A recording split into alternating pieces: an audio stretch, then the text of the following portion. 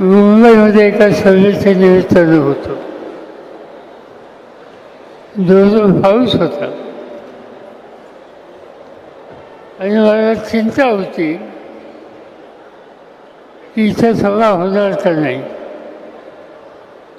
कारण कालच देशाचे प्रधानमंत्री पुण्याला यायचे होते, पण पाऊस आला म्हणून त्यांनी पुण्याचा दौरा रद्द केला. मी बापूसाहेब म्हातारे यांनी यांना कॉन्टॅक्ट केलं, म्हणजे सभा होणार आहे का नाही.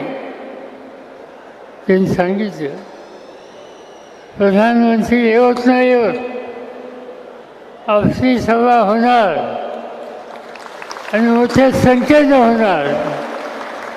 पाऊस आला तरी